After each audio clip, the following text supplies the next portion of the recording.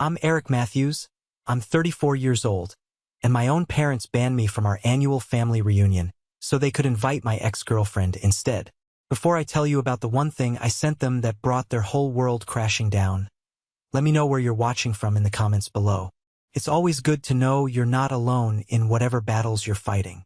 It all started with a text message, as so many of life's little disasters do. It was a Thursday afternoon, 2 days before I was scheduled to make the familiar 3-hour drive up to our family cabin at Lake Tahoe. This wasn't just any cabin. It was our family's heart, a place where we'd spent the last 30 summers, a constant in a changing world. I was looking forward to the clean mountain air, the smell of pine needles, the break from the city. Then my phone buzzed. It was my dad. The message was short, brutally efficient, and it felt like a physical blow. "Hey son, think you should sit this year out. Cabin's a little tight. Thomas invited some extra friends. You'll be more comfortable at home." I stared at the words on the screen, my mind refusing to process them. More comfortable at home? The cabin wasn't a shoebox. It had 4 bedrooms, a sleeping loft with 3 beds, and 2 pull-out couches. It slept 12 people with room to spare. Tight was a word that had never, in 30 years, been used to describe it. My fingers felt clumsy as I typed back a simple, hopeful question. "Everything okay?" His reply was almost instantaneous, a clear sign he'd been waiting for my response. "Yep, just crowded. We'll see you soon." There it was, that cold, familiar dread that coiled in the pit of my stomach. It was the feeling of being the easy one to cut, the responsible one who wouldn't make a fuss, the spare part that could be left behind without disrupting the machine. I knew I wouldn't get a real answer from him, so I called my older brother, Thomas.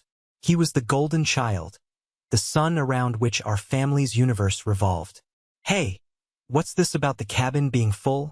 I asked, forcing a casual tone into my voice that I didn't feel. "Oh yeah," he said, his voice light and unconcerned. "It's just a full house this year, man. All my work buddies, you know how it is. You'd be bored anyway." I didn't know how it was, but I knew the script. Arguing would only make me the bad guy, the one who makes things difficult. So I swallowed the bitter taste in my mouth. "Okay," I said. "Have a good time." For the next 2 days, I tried to bury myself in distractions. I worked late, fine-tuning a complex financial portfolio for a major client, hoping the numbers on the screen could crowd out the feelings in my chest. "It's just one weekend," I told myself over and over. "It's not a big deal." But on Saturday night, the silence of my apartment became deafening. The curiosity, a nagging itch I couldn't scratch, won. I opened Instagram. It was my cousin's wife, Rebecca, who had posted a video to her story. There was no sound, but the images screamed louder than any words. There they were, my whole family, gathered around the massive oak dining table my grandfather had built. My dad, my mom Diana, my brother Thomas, aunts, uncles, cousins. They were all raising their glasses, faces beaming in a toast. And then my world tilted on its axis. Sitting right next to Thomas, nestled into his side, was Jessica, my ex-girlfriend, the woman who had systematically dismantled my heart 5 years ago. She was wearing an old, ridiculously oversized flannel shirt. My old flannel shirt. The camera panned, a slow, torturous crawl across the table, and my stomach plummeted. She was sitting in my chair, the captain's chair at the head of the table, opposite my dad's. It had been my spot ever since Grandpa passed away. A small thing, a tradition, but it was mine. Rebecca's caption was a string of heart and champagne emojis next to the words, "To old times. Family is everything." My phone suddenly felt like a lead weight in my hand. The air in my lungs turned to stone. My own family. They hadn't just told me there was no room. They had given my room, my chair, my very place in our family's story, to the one person on earth who knew just how much that would hurt me. I didn't yell. I didn't smash my phone against the wall, though the urge was a lightning bolt in my arm. I didn't call and demand an explanation that I knew would be a cascade of lies. I just sat there, in the suffocating darkness of my apartment, the phone screen illuminating the grim set of my jaw in the reflection. A cold, hard resolve, something I hadn't felt in years, began to crystallize in my chest. They thought I was the quiet one, the one who would swallow the hurt and just move on. They were about to find out how wrong they were. I opened my laptop, its gentle hum the only sound in the room. It was time to write a new ending to their story. You have to understand, that Instagram photo wasn't just a snapshot of a bad weekend. It was the culmination of a lifetime of small cuts, 1,000 moments of being told, in ways both subtle and overt, that I was secondary. My value in the family was directly tied to my utility. I was Eric, the reliable one, the flesh and blood insurance policy against Thomas's irresponsibility. Thomas was the golden boy, the charismatic heir apparent who could charm his way out of any trouble. I was the one who quietly cleaned up the messes he left in his wake. My entire life was a supporting role in the Thomas show. The most glaring example happened when I was 27. I was working my tail off at a mid-level financial firm, and I had finally, after years of grinding, landed in the final round of interviews for a senior analyst position. This was my shot. This was the move that would change my career trajectory, a significant salary jump, a path to a real future. The final interview, the big one, was with the regional vice president in San Francisco. It was on a Friday at 10 a.m. I had my suit dry cleaned, my presentation rehearsed until I could recite it in my sleep. I was vibrating with a mixture of nerves and excitement. On Thursday evening, my phone rang. The caller ID read Mom. My mother, Diana, had a unique talent for turning a simple request into an emotional crisis. Eric, thank God I reached you, she said, her voice a carefully calibrated instrument of panic. It's your brother. He's in trouble. I mean, real trouble this time. My stomach clenched. What happened?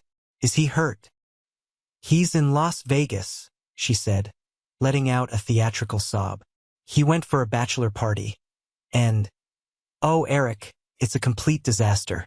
He lost everything. His wallet, his phone, his passport. His flight home is tomorrow morning. And he's the best man at David's wedding on Saturday. Your Uncle Bob's son. He's going to miss it. It will ruin the wedding, Eric. Ruin it. I closed my eyes, a familiar weariness washing over me. I could picture Thomas perfectly. Hungover, annoyed, and completely unconcerned with the chaos he'd created, because he knew someone else would fix it. He always knew. Mom, what do you want me to do? I asked, trying to keep my voice level. I can't just conjure a passport out of thin air. You have to drive to Vegas, she declared, as if it were the simplest, most logical solution in the world. You can pick him up and drive him straight to the wedding in San Diego. The rehearsal dinner is tomorrow night. You're the only one we can count on. Please, Eric, you have to do this. For the family. The words hung in the air, a guilt-laden trap. Mom, I can't, I said, my voice tight with frustration. I have the interview, the big one, the promotion. It's tomorrow at 10 a.m. in San Francisco. There was a beat of cold silence. Then her voice changed, losing its frantic edge and taking on a sharp, disappointed tone. An interview? Eric, this is your brother. This is your cousin's wedding. A once-in-a-lifetime event. You can get another interview. You cannot get another family. Some things are more important than a promotion. She had me. She knew she had me. The emotional blackmail was flawless. I imagined the fallout if I said no. The phone calls from disappointed relatives. My dad's heavy, sighing disapproval. My brother's self-inflicted problem would somehow become my fault for being selfish. So I folded. I called my boss, a man I respected immensely, and stammered a weak, humiliating excuse about a sudden family emergency. I can still hear the cool disappointment in his voice as he said, I see. Well, Eric, I hope everything is all right. We'll have to move on with other candidates. I got in my car and drove 6 agonizing hours through the dark, empty desert to Las Vegas. I found Thomas in his $1,000 a night suite, not frantic, but irritated, nursing a Gatorade. What took you so long? He grumbled, tossing a wrinkled shirt into his suitcase. I've been waiting forever. There was no thank you. I drove him another 5 hours to San Diego, him sleeping in the passenger seat while I mainlined coffee to stay awake. I dropped him at the hotel just in time for him to shower and make the rehearsal dinner. I turned around and drove the 7 hours back home, a ghost haunting the California freeways. I never got so much as a text message of thanks. When I saw my father the following week, he just clapped me on the shoulder with a broad smile. "Heard you saved the day, son," he said. "That's what family is for." I didn't get the promotion. It took me 2 more years of being stuck in the same position before a similar opportunity came along. 2 years of my career stalled because family is for fixing Thomas's mistakes. This dynamic bled into every corner of our lives, especially money. My parents preached the gospel of hard work and fiscal responsibility, but only I was expected to attend the sermon. I worked my way through college, juggling classes and part-time jobs, and graduated with a mountain of student loans. Thomas, meanwhile, had a fully funded ride. His college fund was a magical, bottomless well. When I was 30, after years of disciplined saving, I was finally ready to buy a small condo. It was my foothold in the world, a symbol that I could make it on my own. I had the down payment, but I was just a few $1,000s short on the closing costs. Swallowing my pride, I went to my dad. I didn't ask for a gift. I asked for a loan, presenting him with a detailed repayment plan, complete with interest. He ushered me into his study, the room where all serious, disappointing conversations took place. He sat back in his oversized leather chair, a king on his throne, and gave me a long, patronizing lecture. "Son," he said, steepling his fingers, "life isn't about handouts. It's about standing on your own 2 feet. If I just give you this money, you won't learn the true value of earning something yourself. This is for your own good. It builds character." I left his house feeling small and foolish. I picked up a weekend job waiting tables for 6 months, pouring every extra dollar into my savings. I got the money. I bought the condo, and I was damn proud. But a small, bitter seed had been planted. 3 weeks later, I went to my parents for Sunday dinner. As I pulled up, my jaw dropped. Parked in their driveway was a brand new, jet black BMW 3 Series, with a ridiculously large red bow on the hood. "What's all this?" I asked my mom as I walked in. Her face was aglow with excitement. "Oh, it's a surprise for Thomas. For his 29th birthday. Isn't it gorgeous?" Thomas came bounding out the front door, jangling the keys like a teenager. He still lived at home, rent-free, and had the financial discipline of a mayfly. My dad followed him out, beaming like he'd just solved world hunger. "Happy birthday, son," he said, clapping Thomas on the back. "You work hard. You deserve it." I just stood there, invisible, the words, "it builds character," echoing mockingly in my head. The price of that car was more than 10 times the loan I had asked for. Even my romantic life wasn't safe. When I was dating Jessica, my family adored her. She was beautiful, bubbly, and a master manipulator. She knew how to flatter my mother and talk business with my dad. They were convinced she was the one. We dated for 3 years, but that last year was a slow, painful slide into confusion as she grew more distant and cold. The end was swift and brutal. I came home a day early from a business trip and found her in our bed with another man. The betrayal was absolute, a clean break that shattered my world.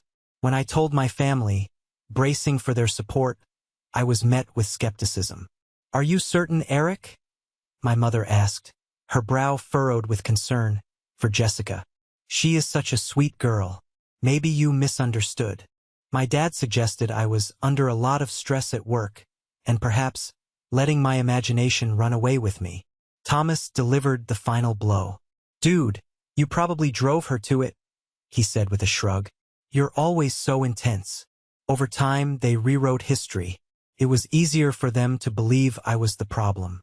I was the one who was too difficult, the one who pushed away poor, sweet Jessica. They kept her in their lives, a constant, painful reminder of my failure. "She's Rebecca's best friend," my mom would say with a shrug. "We can't just be rude." My younger sister, Laura, was the only one who saw through the charade. She was the family's quiet observer, the one who noticed the things no one else wanted to see. I remember having coffee with her a few months after the BMW incident. "It's not right, Eric," she'd said, her gaze fixed on her cup. "It's like there are two sets of rules in our house. One for you and one for Thomas." "It's just how it is, Laura," I said, the resignation heavy in my voice. She looked up then, her eyes flashing with a fire I rarely saw. "No," she said, "it's not. And one day, they are going to push you too far." Now, staring at the ghost of my past on my phone screen, Laura's words echoed in my ears. They had pushed me too far. This wasn't about a reunion anymore. This was about the promotion I lost, the loan I was denied, the betrayal they enabled. This was the culmination of 34 years of being treated as less than. And I was done. I was finally, irrevocably, done. That night, sleep was a stranger. Every time I closed my eyes, I saw that Instagram photo. The smiling faces, the raised glasses, Jessica's triumphant smirk. It was a portrait of my own erasure. But the hurt, which had been a dull, constant ache for years, was now sharpening into something else. It was honing itself into a weapon. My anger wasn't a wildfire. It was a glacier, cold, silent, and immensely powerful. I sat in front of my laptop, the screen a lonely blue light in the darkness. My fingers found the keyboard. I navigated to the website for the Four Seasons Hotel in Monterey, a place steeped in our family's mythology. My dad's 60th birthday, my parents' 40th anniversary. It was where the Matthews family went to perform its grandest celebrations of togetherness. With a few deliberate clicks, I booked the presidential suite for the upcoming weekend. The price was obscene. It was a two-bedroom palace in the sky, with a baby grand piano I couldn't play and a bathroom lined with Italian marble. It was a flagrant, defiant act of self-worth. I took a screenshot of the confirmation, the four-figure total glowing like a challenge. Then I opened a new group text to my mom, my dad, and Thomas. I attached the screenshot. I typed one simple sentence underneath it. "Looks like there's room here, just not for lies." I hit send. Then I did something I hadn't done since I got my first cell phone at 16. I powered it off. The silence was deafening, and then it was beautiful. It was the sound of me taking back control. I spent the rest of the weekend in a cocoon of purpose. I deep-cleaned my entire condo. I went for a punishing 10-mile run along the river. I organized my finances. I was building my own fortress, brick by brick, preparing for the inevitable assault. On Monday morning, I turned my phone back on. Felt like activating a bomb. The screen lit up with a barrage of notifications. 23 missed calls. 57 text messages. I ignored them all and drove to work. I sat in my quiet office, the predictable hum of the HVAC a stark contrast to the digital hurricane in my pocket. At noon, I decided I was ready. I opened the texts. It was a masterclass in manipulation. A chaotic symphony of feigned concern, righteous indignation, and classic guilt-tripping. "Mom. Eric, what is the meaning of this? Call me this instant. Mom. Is this some sort of sick joke? It isn't the least bit funny. Mom. Your father is deeply hurt and confused. Mom. I simply cannot believe you would be so cruel. You're making your mother cry. Dad. Son, we need to have a conversation. This is a big misunderstanding. Dad, turn your phone on. Let's be reasonable adults about this." Thomas's texts were, as always, pure, unadulterated rage. "Thomas, what the hell is your actual problem? Thomas, you always have to be the center of attention, don't you? Thomas, you made Mom cry. I hope you're happy now, you selfish bastard." I took a calming breath and, starting from the bottom of the food chain, called Thomas first. He answered on the first ring, his voice already a snarl. "What do you want, Eric? I want to know why you lied to me," I said, my voice eerily calm. "I didn't lie. It was crowded. Jessica just showed up. It was a last-minute thing Rebecca set up. What were we supposed to do? Be rude and kick her out?" He sputtered, the lies coming easily. "You told me it was your work buddies, Thomas. You conveniently left her out. And you told me to stay home. Because I knew you'd make it weird," he shouted, his voice cracking. Just like you're doing right now. You always have to play the victim. For God's sake, grow up, Eric. He slammed the phone down. One down. I dialed my dad. He adopted his peacemaker tone, the one he used to smooth over Thomas's latest screw-up. Son, listen to me. He began, his voice oozing reason. You're blowing this whole thing way out of proportion. It was a simple miscommunication. Thomas didn't know Jessica was coming until she was practically on the doorstep. So let me get this straight, I said, my voice dangerously quiet. You disinvited me from a 30-year family tradition because it might be crowded, and then my cheating ex-girlfriend just happened to materialize and take my seat at the dinner table? Does that sound reasonable to you, Dad? Don't you dare use that tone with me, he snapped, his peacemaker facade crumbling. It was one weekend. There will be other weekends. You're being childish. Finally, I called my mom. She was already in full sob mode. I don't understand why you're trying to hurt your family like this, Eric, she wept. After everything we do for you. So Jessica was there, so what? She's a lovely girl who made a mistake years ago. You're the one who can't let things go. You're tearing this family apart over absolutely nothing. Nothing. That word. It was the key. My entire history of being marginalized, my feelings, my very presence. It was all nothing. I ended the call. The gaslighting was so reflexive, so complete, they probably believed their own lies. But their unified front was a sign. This was a coordinated story, and it was about to unravel. That evening, my phone rang with a number I didn't recognize. It was Laura. Are you okay? She whispered, her voice urgent. I'm in the garage. They're in the kitchen trying to figure out how to handle you. I'm fine, I said. Just enlightened. Don't believe a word they say, Eric, she rushed on. It was a total setup. I heard Mom on the phone with Rebecca 2 weeks ago, planning the whole thing.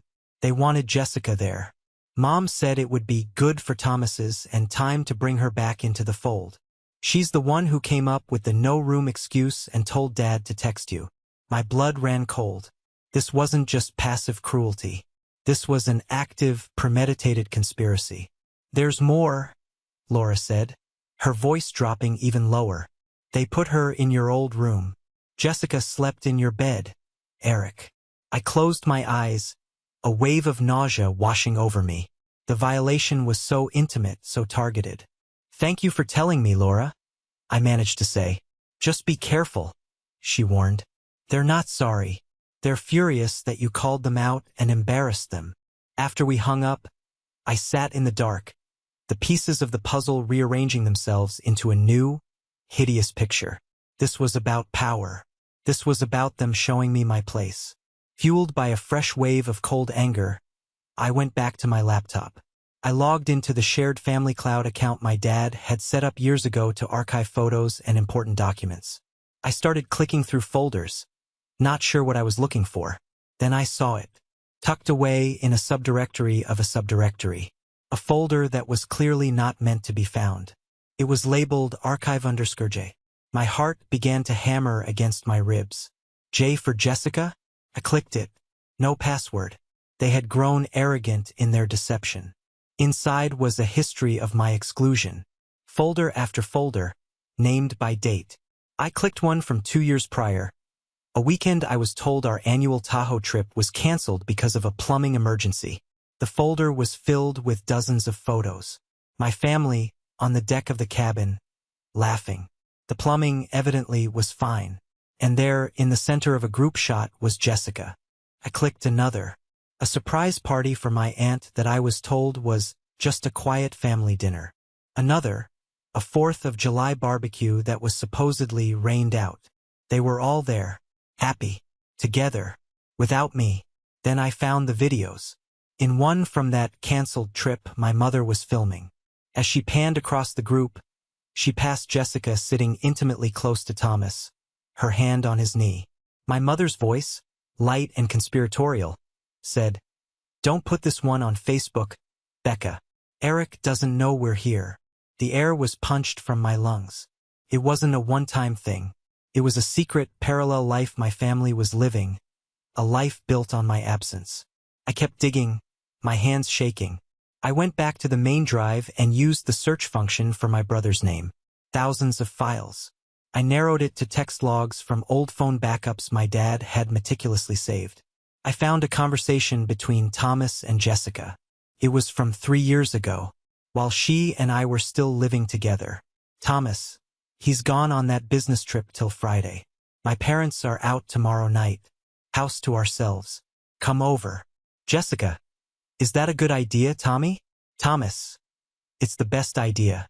I miss you. Jessica, I miss you too. I scrolled back, a roaring in my ears. The affair wasn't a one-night mistake. It had been going on for months under my nose in my own home, with my brother and my family. Looking at the easy camaraderie in the photos, the casual deceptions, the way my mother protected their secret, they had to have known. They had to have. This changed the very DNA of the conflict. This wasn't a family dispute. This was a betrayal so profound, so rotten to the core, that it demanded more than an apology. It demanded a reckoning. The revelations of that night were a brutal baptism by fire. The man who had gone to bed hurt and confused was gone. In his place was someone I barely recognized. A man cold, focused, and utterly resolute. The emotional pain was still there, a hot core of molten lava deep inside me, but it was now encased in a thick shell of icy logic. I knew that emotion was their battlefield. To win, I had to fight on my own turf. Facts, figures, and strategy. The next day at work was a blur. I stared at complex financial models, but all I could see were my mother's conspiratorial smile in that video and the damning dates on those text messages. My entire life felt like a lie I had been unwittingly co-starring in. I called James during my lunch break, finding a small, empty conference room to ensure privacy. I laid it all out for him, the hidden archive, the years of systematic exclusion, and the gut-wrenching proof of the affair between Thomas and Jessica. There was a long, charged silence on the other end of the line as he processed the sheer scale of the deception. "Dude," he finally said, his voice low and intense. I don't even have a word for this. This isn't just your family being jerks. This is a calculated, long-term psychological campaign. It's a conspiracy." "I know," I said, my voice hoarse. "And the worst part is, I feel like I'm still just scratching the surface." "So what's your play?" he asked, his tone shifting from sympathetic friend to strategic ally. "You can't just confront them with this. They'll deny it. They'll say you hacked them, that you're unstable. They will turn this back on you so fast your head will spin." He was right. Emotional ammunition was useless against people who had no conscience. I needed something they couldn't twist. Something undeniable. I needed leverage. That night, my mission crystallized. My family operated like a corrupt corporation. My father was the figurehead CEO, my mother the ruthless COO of social engineering, and Thomas the treasured but non-performing asset. Well, I was a shareholder in that corporation. I owned a 30% stake in Matthews Construction, the company my grandfather had poured his life into building. I had inherited those shares when Grandpa died, but out of trust and respect, I'd always been a silent partner, letting my dad run the show. That trust was now a smoking crater. My mind flashed to a conversation from years ago. My dad, explaining that he'd stored old company financials on that same family cloud drive, in a password-protected folder. He'd given me the password, just in case anything ever happens to me. It was a long shot, but it was the only shot I had. I found the folder, named MC_Legacy_Ducks. I typed in the password, Elaine 1945, my grandmother's name and birth year. It opened. At first, it was just a digital dustbin of old tax returns and decade-old quarterly reports. But I started sifting through the more recent files, from the last 3 to 4 years. My search was specific. Thomas. My brother was officially the VP of Business Development, a fancy title for taking clients golfing and expensing lavish dinners. His salary was already outrageously high, but I was looking for something else. And then I found it. It wasn't one thing, it was a pattern. A series of large, recurring payments to a vendor I had never heard of, TJM Solutions LLC. The payments were vaguely categorized under specialized consulting, and material sourcing. I added them up.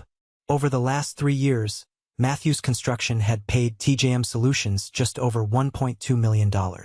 The analyst in me took over a welcome surge of professional detachment. This was a massive red flag. Our primary suppliers were all major industry-known companies. Who the hell was TJM Solutions? A quick online business search told me the company was an LLC registered to a P.O. box in Nevada. No website, no phone number, a ghost. I stared at the initials again. T.J.M. Thomas. James. Matthews. A chill snaked down my spine. It was audacious. It was brazen. Was my brother not just a liar and a cheat, but a full-blown thief? And was my father, the man who lectured me on building character, his accomplice? Were they actively siphoning money, my inheritance, my grandfather's legacy, into a shell company? This was the leverage I needed. This wasn't about my feelings anymore. This was about the law. I meticulously copied every file to a new, encrypted hard drive. The texts, the videos from archive_J, the financial statements, the TJM Solutions invoices. I had built my case. I felt like I was standing at a precipice. I could step back, throw the hard drive in a river, and spend the rest of my life being slowly poisoned by my family's toxicity. Or I could jump, knowing it would destroy everything. I thought about my dad's condescending lecture. I thought about my mother's crocodile tears. I thought about Thomas, sleeping in my bed, in my cabin with my ex-girlfriend. I picked up my phone and scrolled to a name I hadn't called since college graduation. Allison Parker. We'd been in the same brutally difficult corporate finance class. She was sharp as a tack, relentlessly logical, and had gone on to become a feared corporate litigator. My thumb hovered over the call button. This was it. The point of no return. The moment I made this call, the Cold War would turn hot. My family, as I knew it, would cease to exist. A part of me, the little boy who just wanted his dad to be proud of him, screamed in protest. But the man I was now, the man forged in the crucible of that weekend's betrayal, silenced that voice for good. I pressed call. Allison Parker. A crisp, no-nonsense voice answered. Allison, I said, my own voice steady, hard, and clear. It's Eric Matthews. We need to talk. I think my family is committing fraud, and I have the proof. The meeting with Allison Parker was like stepping from a fog of emotional chaos into the sterile, unforgiving clarity of the law. She sat opposite me in a glass-walled conference room high above the city, her expression neutral as I methodically laid out the entire sordid story. I started with the reunion and worked my way backward, detailing the gaslighting, the hidden archive, the affair. She listened without interruption, a pen still between her fingers. But the moment I pivoted to the financials and slid my laptop across the table to show her the TJM Solutions invoices, her posture changed. She leaned forward. Her eyes, sharp and intelligent, narrowed with focus. She was a predator that had just caught the scent of its prey. For a full 20 minutes, the only sounds in the room were the quiet clicks of her mouse and the distant city traffic below. She navigated the files with a terrifying efficiency, her silence more potent than any outburst could have been. Finally, she leaned back, removing her glasses and rubbing the bridge of her nose.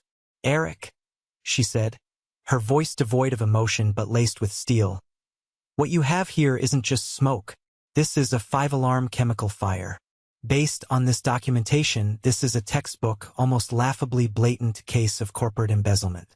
Funneling company funds through a director-controlled shell corporation. This isn't a family squabble that ends with an awkward Thanksgiving dinner. This is a felony. The word felony echoed in the silent room, stark and final. So, what's the next step? I asked, my own voice sounding distant. The next step is we assemble our army, she said, her tone shifting into battlefield command. We must be ruthlessly strategic. One misstep, and they'll start shredding documents and moving assets offshore. First, we secure our allies. You mentioned your grandmother, Elaine, holds a 25% stake. Yes, I confirmed. Dad has 45%, and I have 30%. We need her. Allison stated, her gaze unwavering. In any fight for corporate control, she's not just a queen. She's the entire chessboard. Can you get her on our side? I hesitated, the lifetime of family dynamics warring within me. I love my grandmother, I said slowly, but she worships my father. She's from a generation that believes family problems are solved behind closed doors, not in a courtroom. Then your job, Allison countered, is to respectfully show her that the doors have been kicked down and the house is on fire, and you have to do it before your father gets to her with a story about his ungrateful, greedy son. That night, as if on cue, my phone rang. It was my Uncle Frank, my dad's younger brother.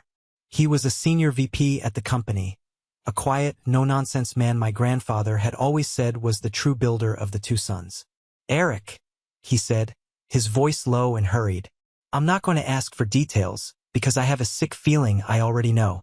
But you need to know, things are happening at the office. Your dad and Thomas have been in closed-door meetings with the corporate lawyers all day. They're planning something big. And I'm damn sure it's not in your favor. What do you think they're doing? I asked, a cold dread gripping me. I think they're preparing to force a buyout. They'll dilute your shares, claim you're a destabilizing influence, and push you out for good. Whatever move you're planning, son, you'd better make it fast. He hung up. The warning was a bucket of ice water. They weren't just covering their tracks. They were launching a preemptive strike.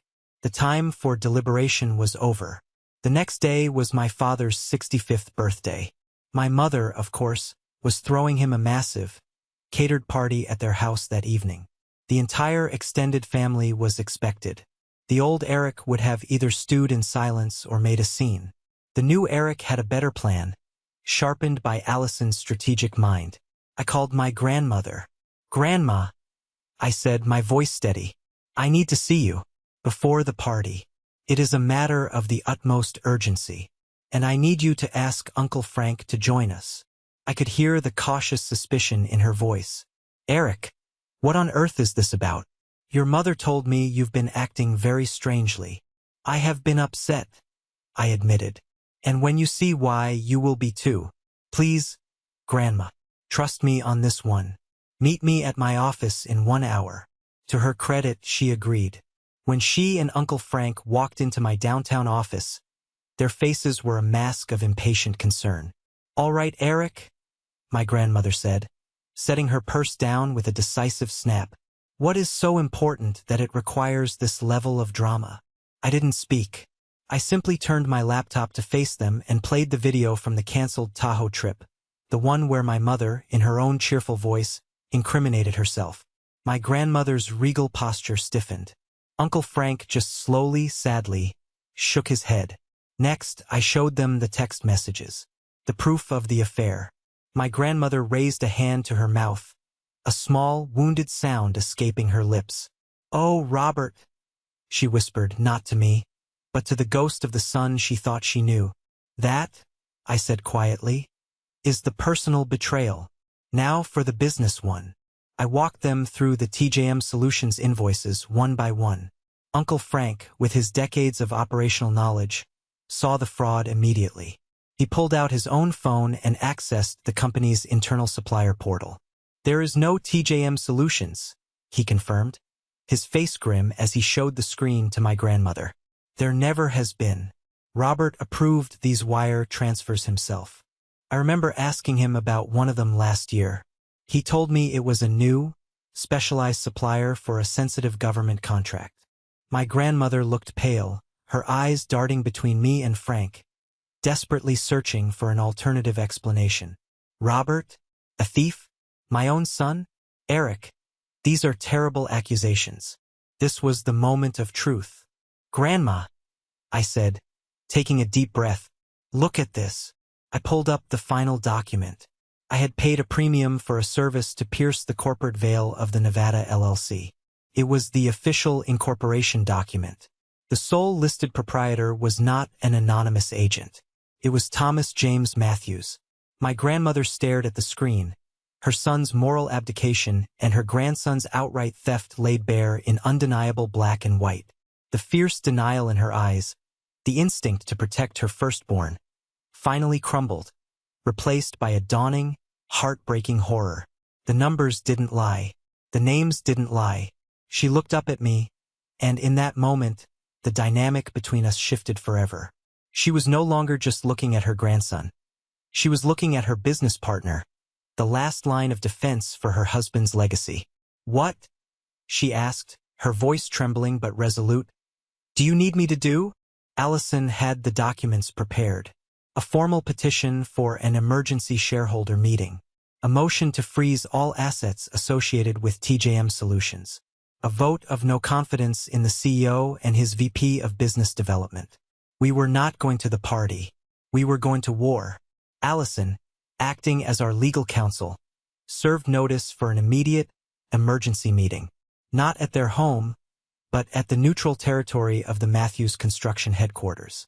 We gave them 1 hour. We sat waiting in the cavernous, mahogany boardroom. Me, my grandmother, Uncle Frank, and Allison. A silent, formidable block. My father and Thomas burst in, their faces flushed with rage from being pulled away from their celebration. My mother trailed behind them, her face a mask of indignation, ready to play the victim. "What is the meaning of this outrage?" my father boomed, throwing his suit jacket over a chair. "On my birthday?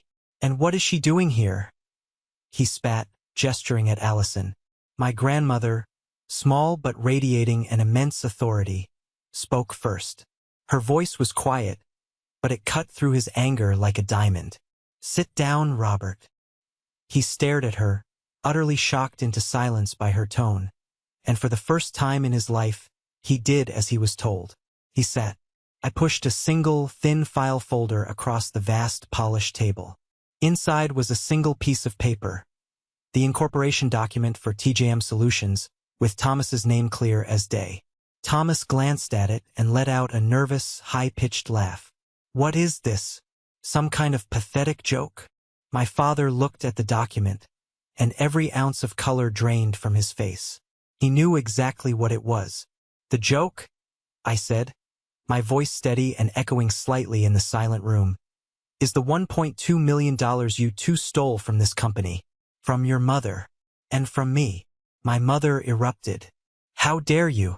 Your father built this company with his bare hands."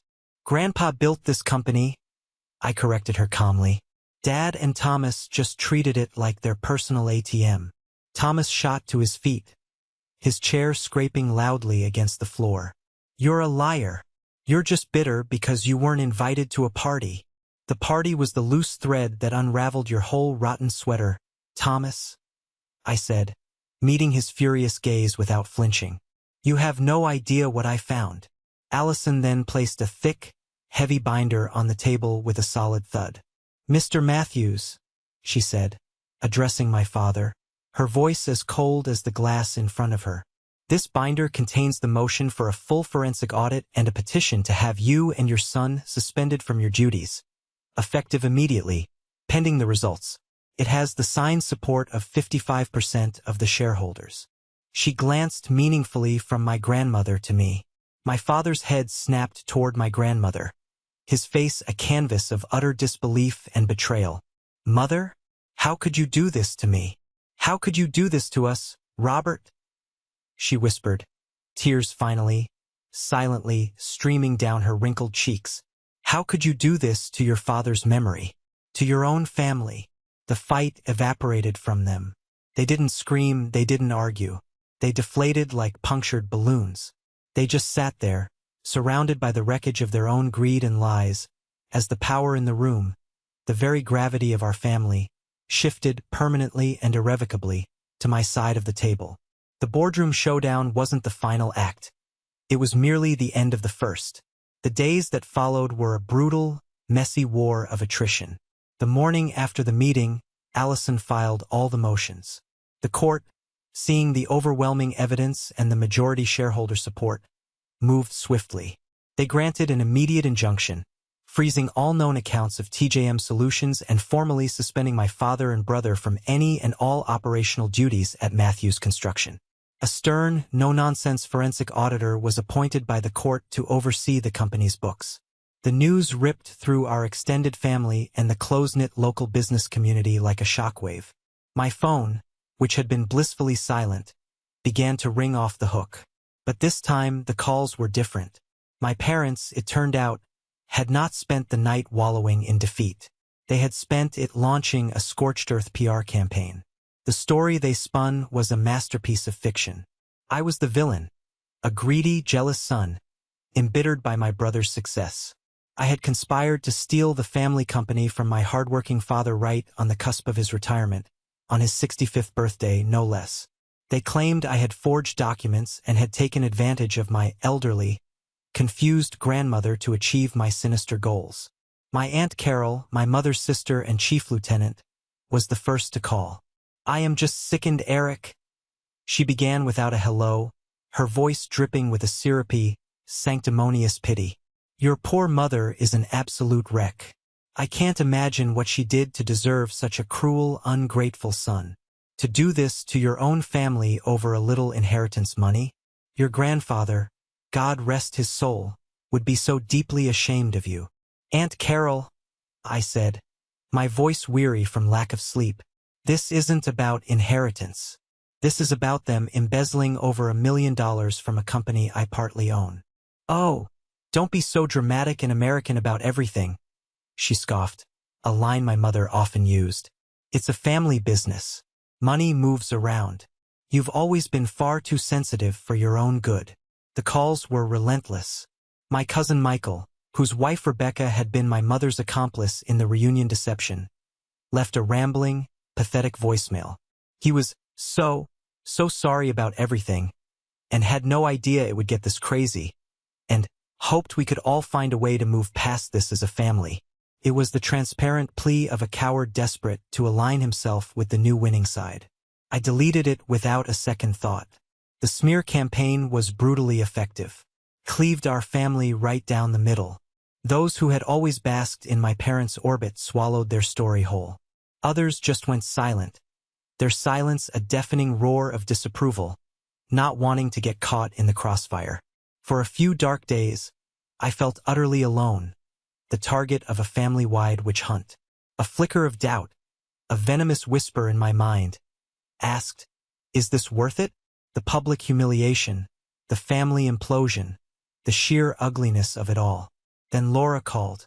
She was in tears. "They're trying to destroy you," she sobbed. "Mom is calling everyone, telling them you're unstable and that this is all because you never got over Jessica. She's trying to paint you as a crazy ex-boyfriend instead of a victim of fraud." "I know," I said, my own throat tight. "Don't you dare let them win," she said, her voice shifting from sorrow to a fierce, protective anger. "Don't you let them make you doubt yourself for 1 second. You are doing the right thing." For the first time in his life, someone is holding Thomas accountable. "I'm so proud of you, Eric." Her words were a balm, a shield. James was my other rock, calling every single day. "Let them talk," he'd say. "Liars make noise. The truth works in silence. Just focus on the facts. The auditors will find the truth." A few days later, I had a direct confrontation. I was in the grocery store, staring blankly at a wall of cereal boxes, when I heard my name. "Eric? I can't believe you have the nerve to show your face in public." It was Aunt Carol. She stood there, her shopping cart a makeshift barrier, her face a mask of righteous fury. "Hello, Aunt Carol," I said calmly. "Your mother is at home, sick with worry, and you're here buying cereal?" she said, her voice loud enough for people in the aisle to turn and look. "You should be ashamed of yourself." "What I am," I said, turning to face her fully, my voice low but firm, "is a victim of a crime. What my father and brother did is illegal. What you are doing right now is repeating lies designed to protect thieves. Now, if you'll excuse me, I have shopping to do." I pushed my cart past her, her mouth agape in shock. It was a small victory, but it felt significant. I wasn't going to hide. I wasn't going to be shamed into silence. My father tried a different, more insidious tactic.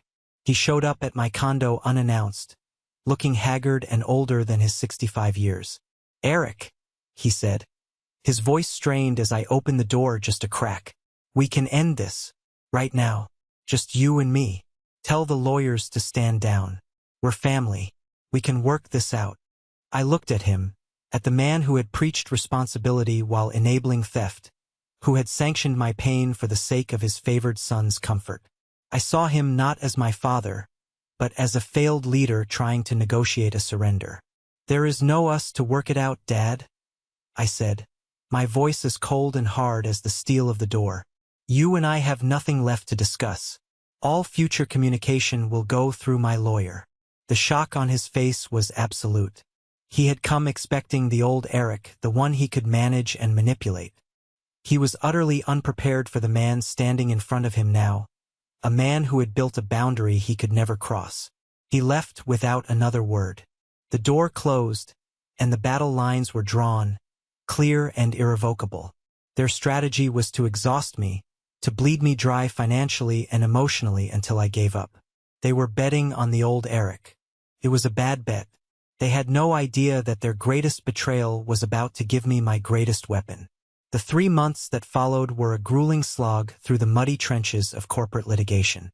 My father and Thomas, backed by a team of expensive, pitbull lawyers, fought us on every front. They filed motion after motion to dismiss the case, claiming I had obtained the financial records illegally. They tried to argue that the payments to TJM Solutions were legitimate, undocumented bonuses. In their most desperate and despicable move, they filed a motion to have my grandmother declared mentally incompetent, arguing she was being manipulated by her greedy and unstable grandson. Allison was magnificent.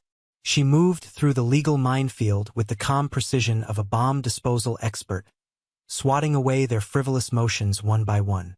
But the process was designed to be punishing, a war of attrition meant to drain our resources and our resolve.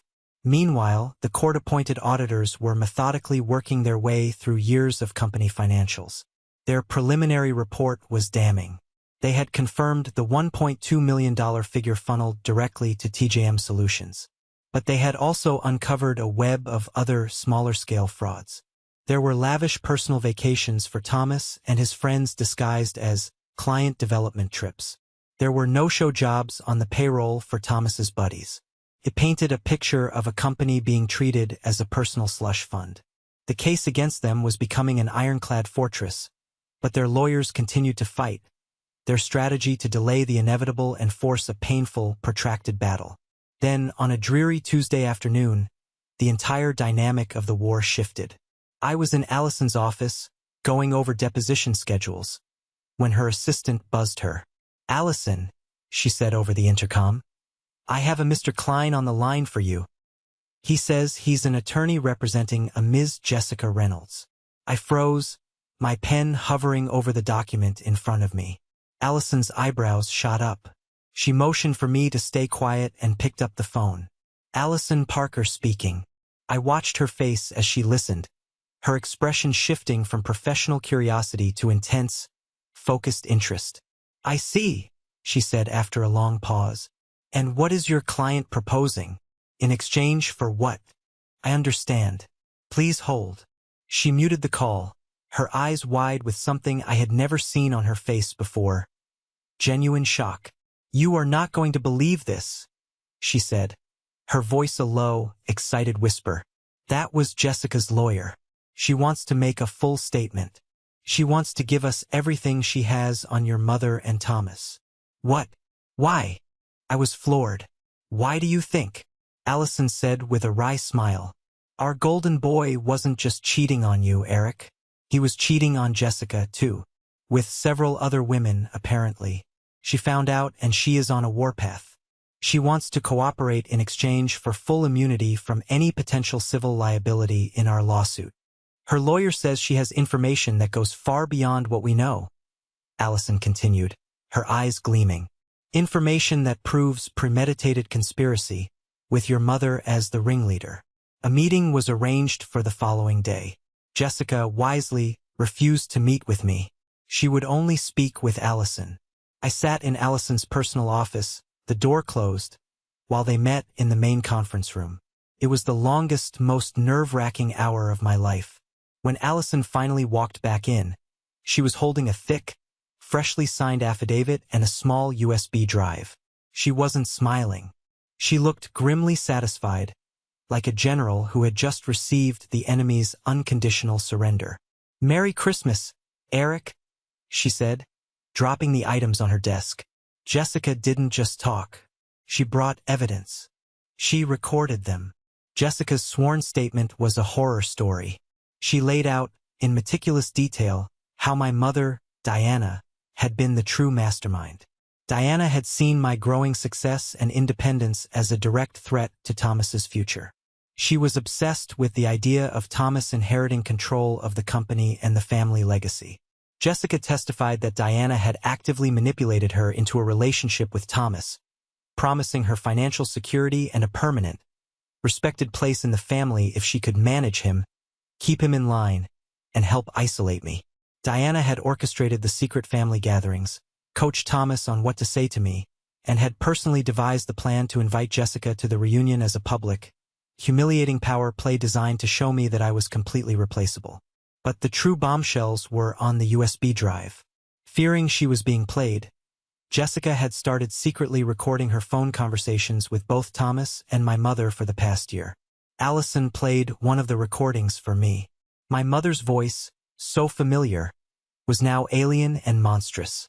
"Eric is getting too ambitious, Jessica," my mother's voice said, smooth as silk. "He has his own life, his own money. He doesn't need the company. We need to make sure the inheritance, the controlling shares, everything is secure for Thomas.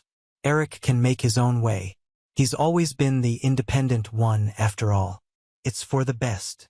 On another recording, Thomas was crowing to Jessica on the phone the day after the reunion, drunk on his own arrogance. "Did you hear him on the phone? So pathetic. He's so easy to wind up. Me and Dad are already talking to the lawyers. We're going to find a way to buy out his shares, whether he wants to or not. It'll be a lowball offer, of course. By this time next year, he'll be totally out. It'll just be us." This was it.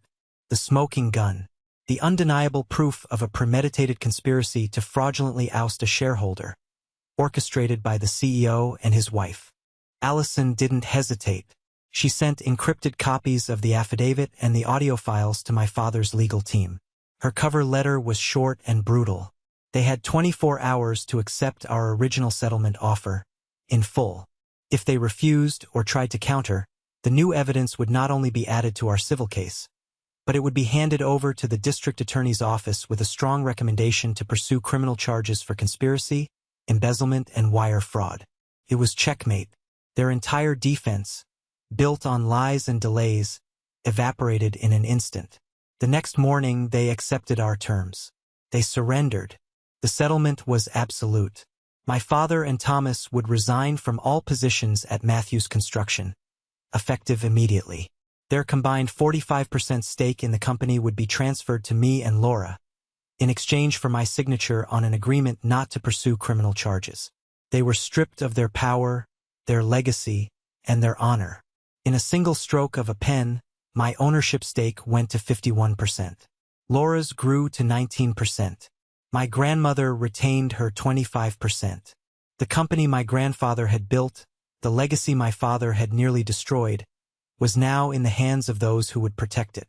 I stepped into the role of CEO. I promoted Uncle Frank to president, his rightful place. I made Laura the head of a new department of sustainable design, allowing her passion to finally have a home. Together, we began the long, arduous process of rebuilding. We weren't just fixing the finances, we were detoxifying the culture.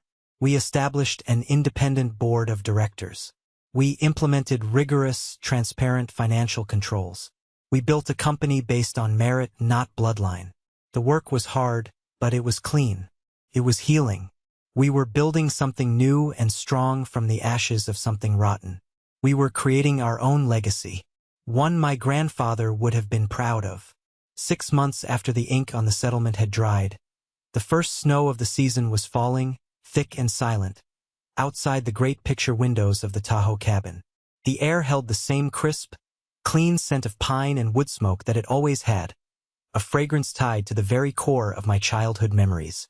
The place was the same, but the world had changed. I was here for our annual family gathering. But this time I had written the guest list. The cabin was filled with a different kind of sound now. Not the brittle, performative cheer of my parents' parties, but a deep, genuine warmth. Laura was in the kitchen, her laughter echoing as she tried to teach her new boyfriend, a kind architect who looked at her with pure adoration, how to make her famously spicy chili. James, my steadfast friend and my company's new CFO, was locked in a loud, cheerful debate with Uncle Frank about whose football team was going to make it to the Super Bowl.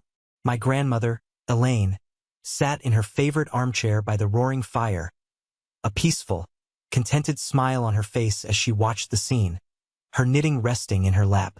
Even Allison, my lawyer, was there with her husband, having become a trusted friend and a member of our new inner circle. These were the people who had stood with me when the world felt like it was crumbling. This was my family, a family forged not by blood, but by choice, by loyalty, by love.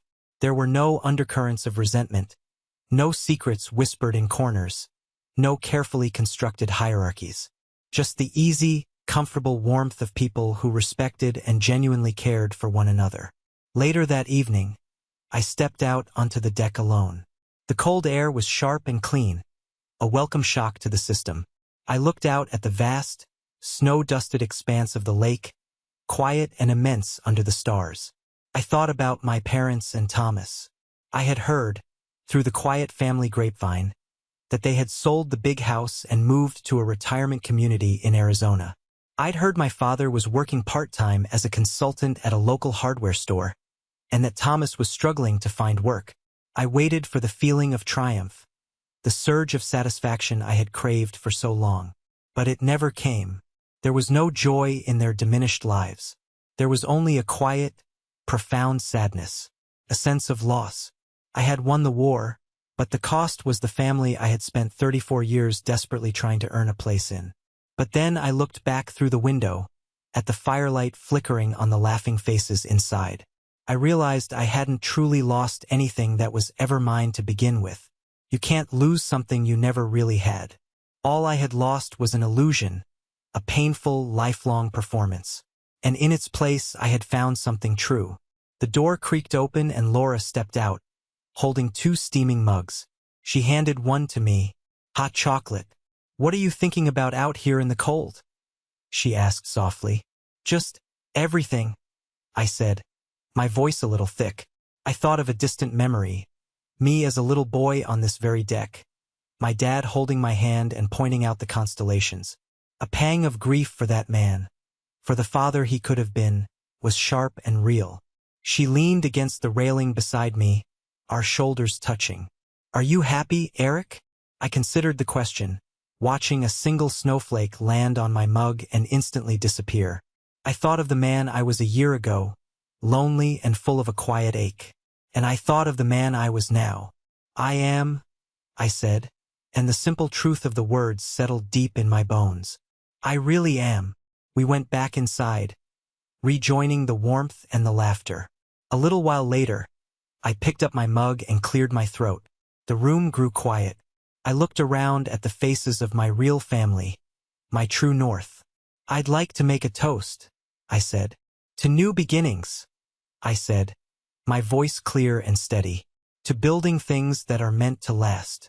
And to the people we choose to call home. Everyone raised their glasses. To home, they echoed, their voices weaving together into a sound of belonging. And for the very first time in my life, I knew exactly where I was. Thank you for listening to my story. I hope it resonated with you in some way. Have you ever been in a situation where you had to choose between the family you were born into and the person you were becoming? I'd be honored to read your experiences. Please share your story in the comments below, and don't forget to like and subscribe so you don't miss what I have to share next.